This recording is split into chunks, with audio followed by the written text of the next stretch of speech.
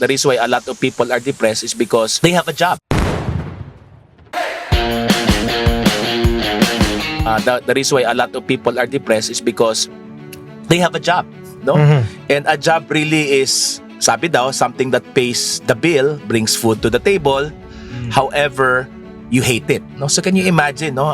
According to a survey, 90% ng workforce ng mga taong may trabaho, na may job, depressed because, they go to work hating their work.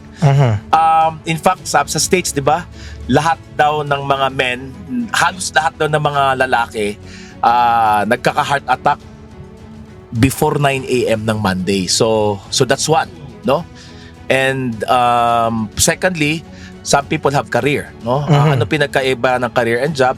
Pareho yan, that brings food to the table, but career have a progression of growth. However, it has its limit kasi you'll only do it maybe